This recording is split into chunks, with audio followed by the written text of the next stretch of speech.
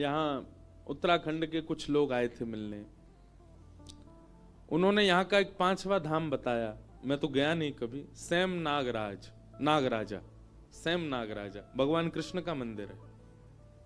बोले महाराज जी उत्तराखंड का 5वां धाम है। जैसे 4 धाम तो सबको पता है, 5वां धाम। मैंने कहा अच्छा। मैंने कहा कौन है? बोले भगवान कृष्ण ही हैं। वहां के राजा पर कृपा करने के लिए ठाकुर जी वहां आ गए थे और फिर कहते हैं कि यहाँ की ऐसी मान्यता कि ठाकुर जी फिर वहीं रहे। इसीलिए कहे बोले पूरे हिमालय पर आप कहीं भी चले जाए महाराज जी, रास्ता आपको नागों की भांति ऐसे टेढ़े मेढ़े ही मिलेंगे। क्यों? बोले स्वयं नागराजा ही भ्रमण करते गए और इस भाव से भ्रमण किए। हिमालय की प्रत्येक चोटी महादेव है और महादेव के गले में सर्प पड़ा है। इसलिए यहाँ के जो मार्ग हैं, पगडंडियां हैं, वो नाग के भांति ही हैं। प्रत्येक महादेव के गले में सर्प है, इस भावना से। तो स्वयं नागराज जी महाराज भगवान कृष्ण वो ऐसे ही चले पूरे मार्ग पर कि महादेव का वंदन करते हुए चले। इसलिए सब पगडंडियां ऐसी, ऐसा वो बता रहे थे। इतने रूप ठाकुर जी के, इतने अवतार क्यों? ठाकुर जी का इसमें स्वभाव पता चलता है। मानव का स्वरूप कैसा होता है? एक बार एक पदवी मिल जाने के बाद वो कभी उस पदवी का त्याग नहीं कर सकता, उस पदवी से नीचे नहीं आ सकता। आपने निमंत्रण दिया कथा सुनने, आइए हम ऋषिकेश में कथा करा रहे हैं। अगर वो पदवी वाला व्यक्ति होगा ना तो सब व्यवस्था पूछेगा, कहां रुकूंगा मैं, मेरे बैठने की व्यवस्था कहां होगी, मेरे लिए ऐसा करना ऐसा करना आदि आदि। अरे भैया सुनने के लिए बुला रहे हैं तुमको। लेकिन पदवी वाला व्यक्ति अपनी व्यवस्थाएं पूछता है। ठाकुर जी कैसे हैं? त्रिलोक की ब्रह्मांड नायक हैं, लेकिन फिर भी मत्स्य बनने में उनको जरा भी मन में भावना नहीं। अपनी पदवी से कभी भी बिलग होने में उनको संकोच नहीं होता। अरे मत्स्य तो फिर भी अच्छा है, जिसको पूरी दुनिया नहीं छूती। बराह सूकर तक बन गए ठाकुर जी। भगवान कहते हैं तुमको स्वयं की गंदगी स्वच्छ करने में लज्जा होती है, पर बराह सूकर तो पूरे विश्व की गंदगी साफ करता है। वह तक रूप धारण कर लिया ठाकुर जी ने। इसका मतलब क्या है? ठाकुर जी वर्सेटाइल हैं। वो एक रूप में नहीं रहते। वो अपनी पदवी कभी भी त्याग सकते हैं। उनके लिए पदवी प्रधान नहीं है। इसलिए ठाकुर जी ने अनेक रूप धारण किए। स्व अवतार प्रयोजनम। फिर अगला प्रश्न आया, किम कर्म? ठाकुर जी करते क्या हैं? ठाकुर जी का काम क्या है? वो तो काम से विहीन है, उनको कर्म बंधन तो होता नहीं, तो फिर ठाकुर जी करते क्या हैं? मैं भगतन को दास, भगत मेरे मुकुट मणि। मैं भगतन को दास। ठाकुर जी पता क्या करते हैं? जहां मार्ग नहीं है वहां स्वयं आगे चल करके मार्ग प्रशस्त करते हैं। ठाकुर जी पगडंडी बनाते हैं ताकि पीछे आने वाले लोगों को दिक्कत ना हो। ठाकुर जी का कर्म क्या है? एक मानव के भांति पूरा जीवन जी करके ठाकुर जी दिखा देते हैं कि ऐसा ऐसा ऐसा ऐसा जीवन होता है, अब तुमको क्या करना है समझ लो। हमारे जीवन में घटने वाली हर घटना का उत्तर या तो रामावतार में या कृष्णावतार में। हर घटना का उत्तर।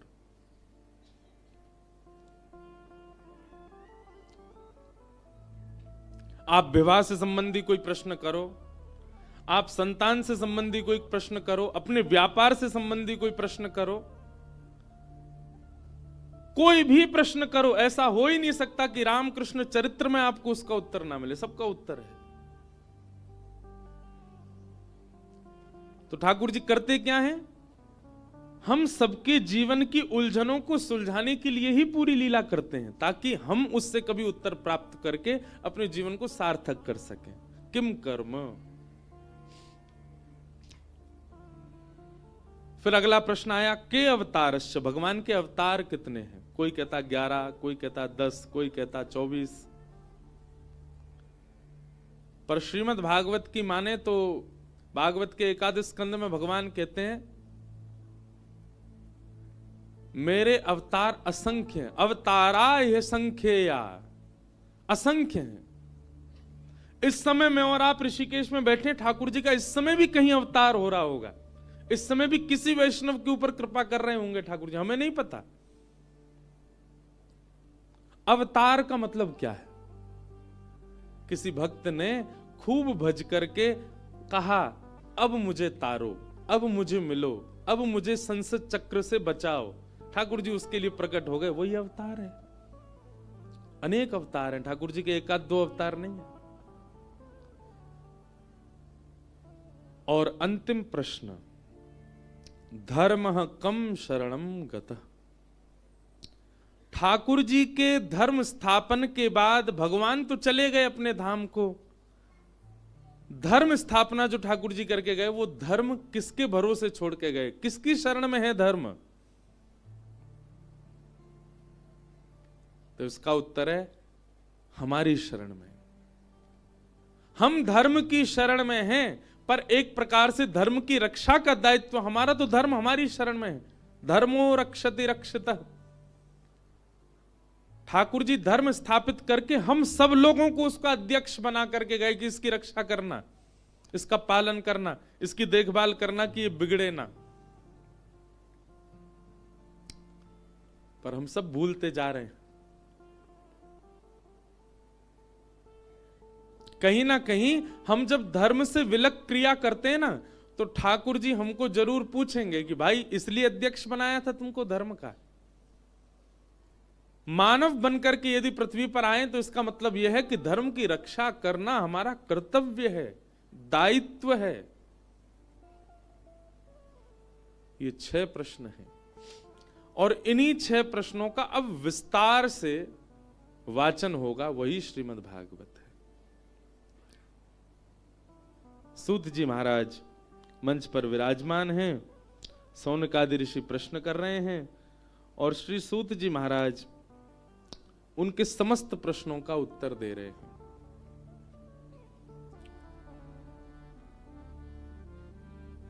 क्या कह रहे हैं? धर्मस्य यापवेगस्य नार्थो थायोपकल्पते नार्थस्य धर्मैकान्तस्य कामोलाभाय स्मृत। धर्मस्य याप वर्गस्य, बहुत ध्यान से सुनिएगा। हमारा धर्म क्या है? अपवर्ग, पवर्ग नहीं है। सब लोग इधर देखो, बहुत ध्यान से सुनो।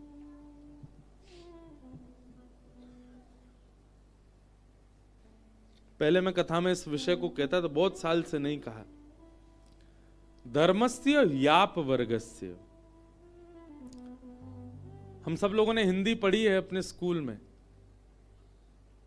तो हिंदी में पवर्ग शब्द पढ़ाए गए। चवर्ग, तवर्ग, तवर्ग, कवर्ग, पवर्ग। पवर्ग शब्द कौन कौन से होते हैं? प, फ, ब, भ, म। कई सारे बालक बैठे, उनने तो पता ही नहीं जाने क्या है ये। होठों के स्पर्श से जो शब्द बोले वो पवर्ग शब्द हैं। प, फ, ब, भ, म। टवर्ग शब्द कौन से? जिसमें जीव उल्टी हो। ट, ठ, ड, ढ, ण। तवर्ग शब्द कौन से? जिसमें जीव दांत को स्पर्श करे। त, थ, द, ध, न। चवर्ग शब्द च, छ, ज, झ, झ। ऐसे ये सब शब्द को उसमें पवर्ग शब्द आते हैं। प, फ, ब, भ, म। और यहां लिखा है धर्मस्य याप वर्गस्य। देखो, अगर कोई हिंदी नहीं जानता हो तो शास्त्र कैसे समझे? संस्कृत तो बहुत दूर की बात। सूत जी महाराज कह रहे हैं हमारा, देखो संत जन जो होते हैं ना, विद्वान जन जो होते हैं वो संकेत में बात करते हैं। किस में बात करते हैं? संकेत मतलब इशारा, और समझदार को इशारा काफी।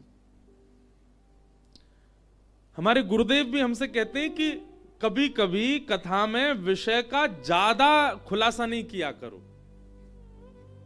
मैं कहता हूं हमारे गुरुदेव आजकल के बच्चे सुनते हैं तो उनके लिए थोड़ा करना पड़े। बोले नहीं, फिर भी ज्यादा मत खोलो, थोड़ा सा संकेत दो, बाकी उनको सोचने दो। लेकिन आजकल के विचित्र हैं श्रोता, सोचते तो है ही नहीं, कथा सुन के चले गए, बस जितना सुनो उतना काफी। थोड़ा विचार करना, आपको होमवर्क मिलना चाहिए, थोड़ा खुद भी विचार करो। पर इस विषय को हम खोलते हैं, धर्मस्य यापवर्गस्य। धर्म अपवर्ग है, पवर्ग नहीं है। पवर्ग में शब्द होते हैं प, फ, ब, भ, म, यानी कि धर्म को इन 5 स्थानों पर करना उचित नहीं माना जाता।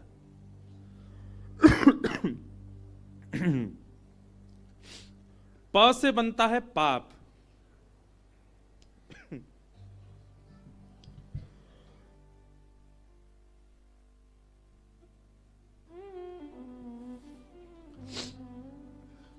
ऋषिकेश आए और ये ना हो दिसंबर में, वो भी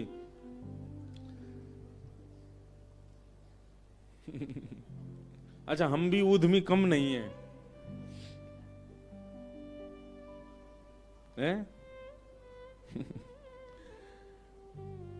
ऐसे डोलते हैं पहाड़ों में खुले कानों से, गाल से, तो फिर सर्दी तो लगनी है।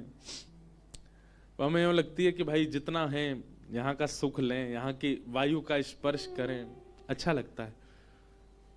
अब मैं जहां रुका हूं वहां से गंगा जी बिल्कुल नीचे है, मन तो बहुत होता है, पर कमरा में बैठ के ही होता है, नीचे आके नहीं होता। जैसे ही कमरे से बाहर आते हैं, गंगा तब दर्शनात् मुक्ति, आपके दर्शन से ही मुक्ति मिल जाएगी हमको। तो ऐसी अद्भुत गंगा जी बह रही हैं।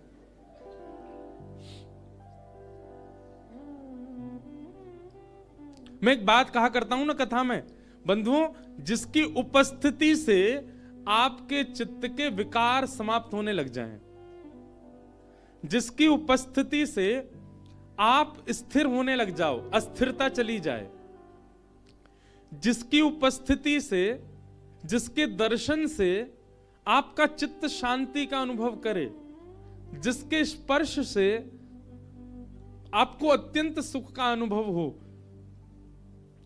जिसके रसस्वादन से आप परम पवित्रता का अनुभव करो, समझना या तो वो कोई भगवद पार्षद है या साक्षात भगवान है। गंगा उनमें से एक है।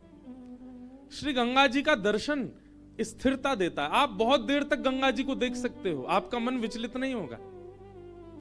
गंगा जी का स्पर्श आपको अत्यंत शीतल, अभी तो बहुत ही ज्यादा शीतलता का सुन्न भी कर सकती हैं, पर वैसे गंगा जी का स्पर्श शीतलता का अनुभव कराता है।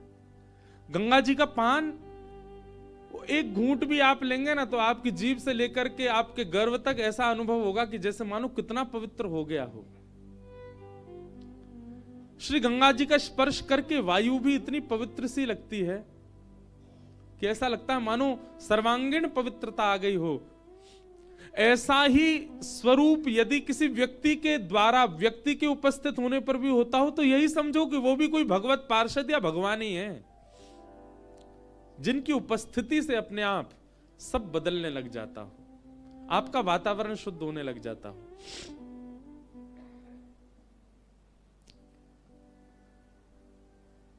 तो हम चर्चा कर रहे थे धर्मस्य यापवर्गस्य, धर्म अपवर्ग है।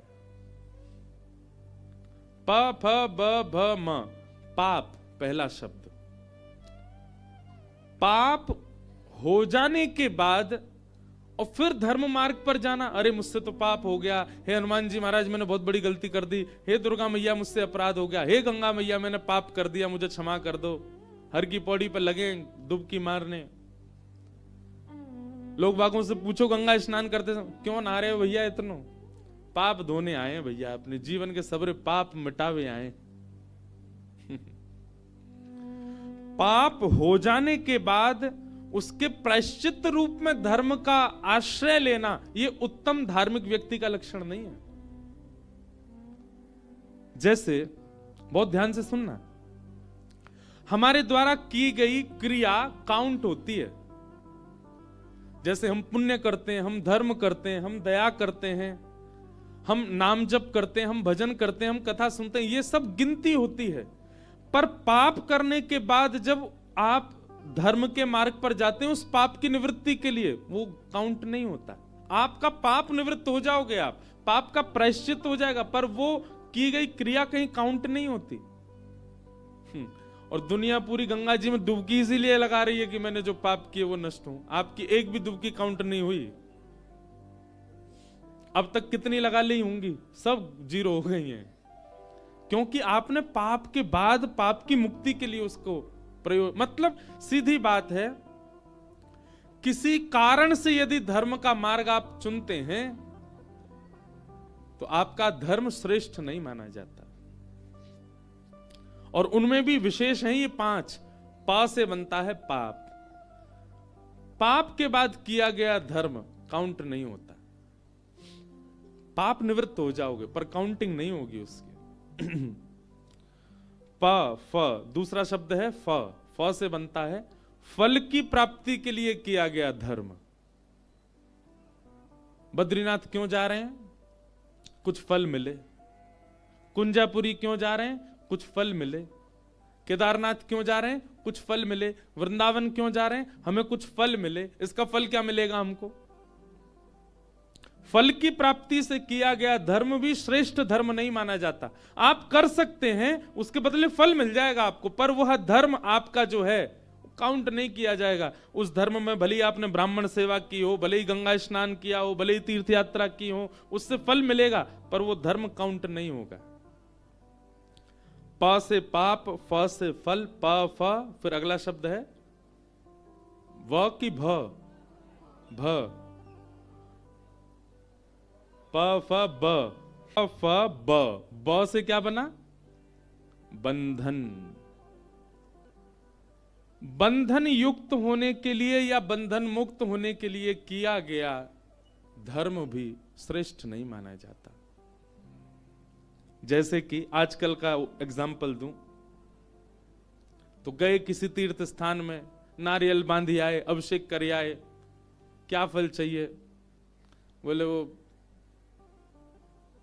तीसरी गली में एक रहती है, उससे ब्याह हो जाए हमारा। मनोकामना मांग रहे। पीपल के पेड़ पर लाल कपड़ों से महाराज भर दिया पीपल पूरा। पंडित जी ने बताया सुबह 4 बजे उठना प्रारंभ करो, 4 बजे उठ के स्नान ध्यान करके ठाकुर जी की सेवा करो। ठाकुर जी की सेवा से मतलब नहीं है, वो मिलनी चाहिए हमको, उससे ब्याह करना है हमको, उसके लिए चाहे जो हमको नियम बता दो। बंधन युक्त होने के लिए आप धर्म का आश्रय ले रहे हो, और वैसे ब्राह्मणों को पूछते नहीं है, वैसे धर्म का कोई स्थान नहीं है, पर हां फेरा तो अग्नि जला के ही लेंगे। हे ब्राह्मण देवता, आप अच्छे से मंत्र बोल देना। ब्राह्मण देवता हमें वो 7 वचन जो है बोल बोल के समझाना। आजकल तो फेरे ब्याह आदि तो देखने लायक ही नहीं रह गए। एक नए होते हैं म्यूजिकल फेरे, किसी के हुए हों तो क्षमा, अगर यहां, क्योंकि आजकल ट्रेंड में चल रहा है, उसमें एक एक चीज गा गा के की जाती है। अरे राम, मैंने एक आध ब्याहों में देखा, मेरा तो हृदय घबरा गया। कहां वेद मंत्र होने चाहिए, कहां पर मंत्रों की मर्यादा होनी चाहिए। अब तो उसका स्वरूप ही बहुत विचित्र होता जा रहा है विवाह का। आपको पता, आजकल ब्याहों में जिनका ब्याह होता है ना, वो कन्या और वर वे लोग भी पी लेते हैं। बाराती घराती तो ये लोग तो पीते थे, ऐसा सुनते थे, बारात में नहीं जाना भाई, उसमें सब लोग गलत काम। आजकल तो वो लोग भी पीते हैं जिनका ब्याह होता है, उसके बाद वो अग्नि के सामने बैठते हैं। कहां से आपका विवाह टिक पाएगा? कैसे आपके बालक श्रेष्ठ हो जाएंगे? मैं किसी को बद्दुआ नहीं दे रहा, ऐसा नहीं समझना। फिर आप चाहते हैं कि आपका संबंध, आपका वैवाहिक जीवन या आपका जो आगामी जीवन है वो बहुत शुद्ध हो। कैसे? प्रारंभ ही शुद्ध नहीं था, वो पूरा शुद्ध कैसे हो सकता है? किसी ना किसी को तो उसका पाप भोगना पड़ेगा। और क्षमा कीजिएगा, माता पिता के द्वारा किए गए इन पापों को कभी कभी बालक भोगते हैं या बालकों के संतानों को भोगना पड़ता है। इसलिए कम से कम भैया, यहां युवा बहुत बैठे हैं, मेरी प्रार्थना है कम से कम ये विशिष्ट समय है। वैसे तो करना ही नहीं चाहिए कुछ भी गलत, पर इनमें तो बिल्कुल ही नहीं करो जहां पर धर्म भी हो। तो प से पाप, फ से फल, ब से बंधन। तो जो आप विवाह करते हैं और विवाह के लिए जब धर्म का आचरण करते हैं, उसमें भी आपका धर्म गिना नहीं जाता, उसकी भी काउंटिंग नहीं होती। बालकों किनारे में बैठ जाओ, प फ ब और फिर आता है भ। भ से बनता है भय।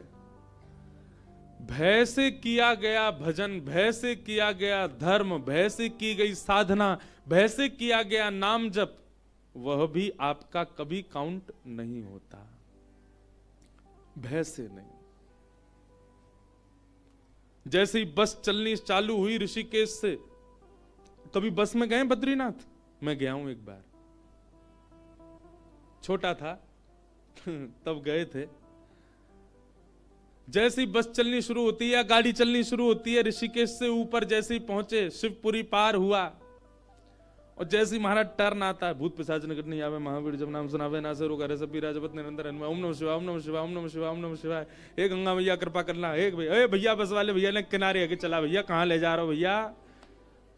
आपका यहां से लेकर के गंगोत्री तक, यमुनोत्री तक, जमुनोत्री तक, बद्रीनाथ केदारनाथ तक जो भय के कारण जो नाम निकलता है, वह भी कभी भजन में काउंट नहीं होता, क्योंकि वो भय के कारण है।